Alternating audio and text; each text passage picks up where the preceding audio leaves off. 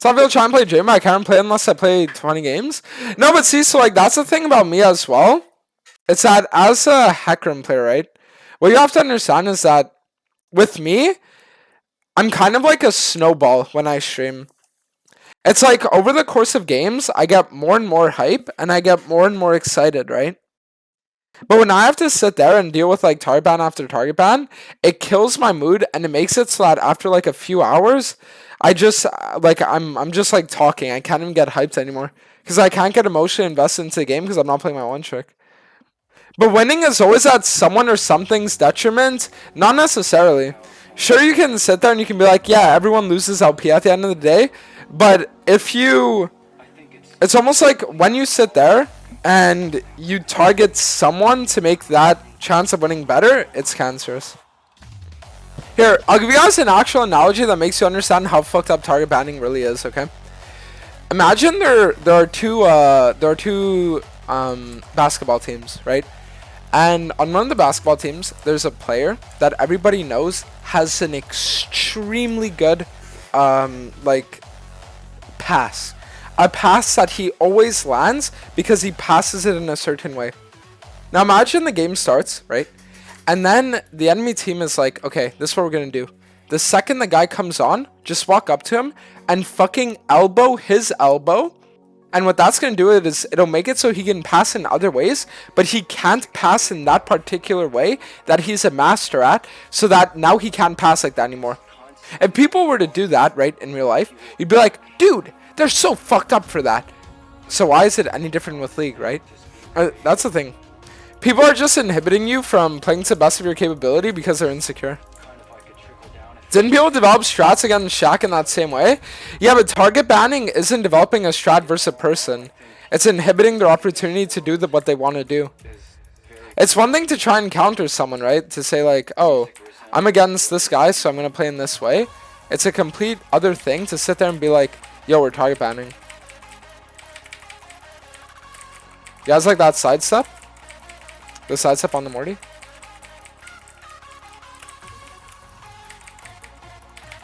Perfect. Game winning.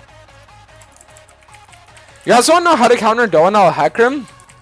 I'll tell you guys the way to counter Doaenel Hecarim that no jungler understands, and once they understand, they'll get it. The way you counter Doaenel if you're ever playing against me. Clear towards top lane and tell your bot lane to not die on my early gank. That's it. Yo, Maokai, why the fuck are you AFK? This guy trolling. I don't think he was paying attention. Hecarim is so crazy unbalanced. He really isn't. Like, I'm being serious when I say he really isn't. The thing is, listen, I've been playing this champion thousands and thousands of games. You've been playing it for years. So people like us and people like Tarzan will make Hecarim look like a good champ, right? But people who are just logging for the first time, who don't understand Q stacks, who don't understand fighting, they're just gonna get shit on. It's like what Riot did with Hecarim is they gave him skill expression. So now it's the skill expressive Hecarim players are actually good at the champion.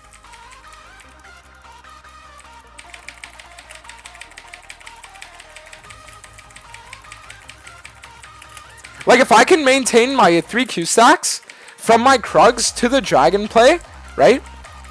Is every Hecarim player going to be able to do that? No. So because I'm able to do that, I should win that fight. Whereas most Hecarim players aren't able to. Does that make sense? That's the way I see it. It's just like, obviously if I'm locking Hecarim, I'm going to win every game. But it's not because it's broken necessarily, right? It's in a good state. But because it's in a good state, I can make it feel like it's in an amazing state.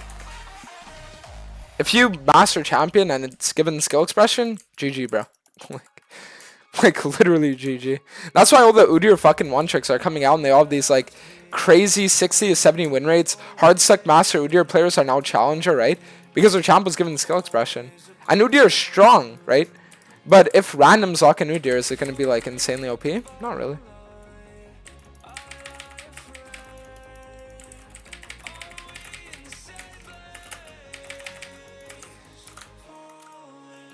Press Q every 8 seconds. Dude, I swear when I saw that thing that Chase said, it was the most like disgusting like tweet I ever saw in my life. Because every champion, literally their biggest form of skill expression is in their timing. It's like imagine Riot sits there and they make Shaco Q last 20 seconds, right? And then I say, and then I'm like, and then Chase is like, oh well, I think Shaco Q lasting 20 seconds is pretty like ridiculous because it makes the champion a lot easier to play, right? And then I'm like, damn, dude, so Shaco's skill expression is being invis? It's like, are you fucking trolling? Every champion is balanced around timing. It's all about timing, right? Cooldowns, how long things last, shit like that. How long roots last and stuff. And if you fuck with the timing, abilities that aren't necessarily OP, or champions that aren't necessarily hard to play, can become hard or easy to play just by fucking with the timing. You play Hecarim differently though, you play Tyrion to Sun or Triforce with Conquer. Yeah, but the problem with going that build is that you're insanely team dependent. Insanely team dependent. There are a lot of games where if you go that build, you aren't able to actually 1v9. And the reason why is because Hecarim's a champion who's really fast, but he gets countered by champions with high mobility, unironically, right? So by going phase rush every game, you make it so that you can always stick up to the enemy, and that way you can literally open up your options to build whatever you want. How does my bot die 2v2 to the 0-6 enemy bot? Oh, Mordekaiser dying? Okay.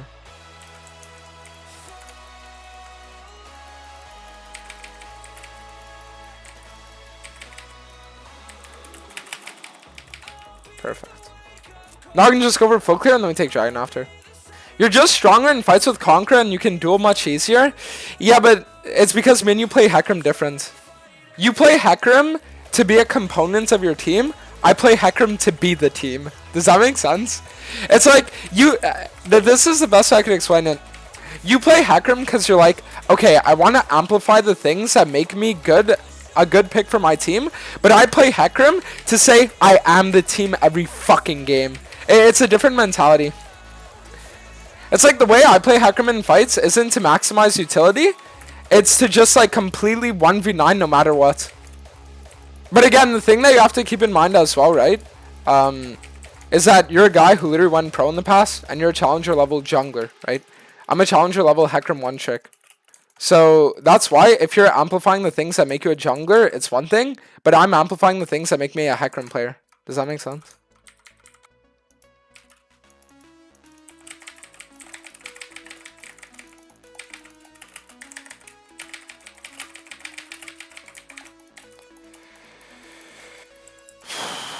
So you guys saw there was a double E mechanic, but it's not really a mechanic, it's just kind of like a bug.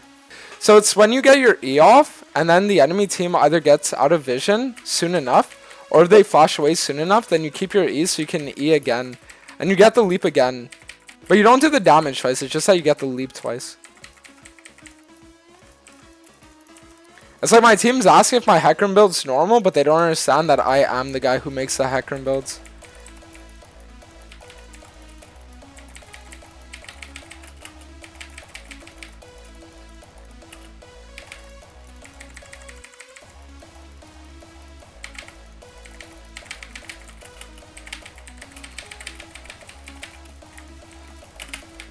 Perfect. It's like I'm the one who makes the Hecarim build shy, you know what I mean? I'm not the one who fucking copies the others. Fuck copying.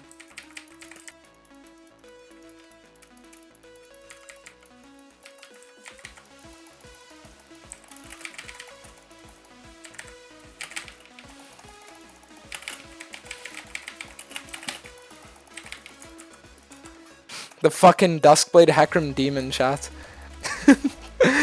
This build is so fucking fun, I swear. What the fuck is this damage? This damage? It's chilling is what it is. The FF! Oh, I wanted one more one shot.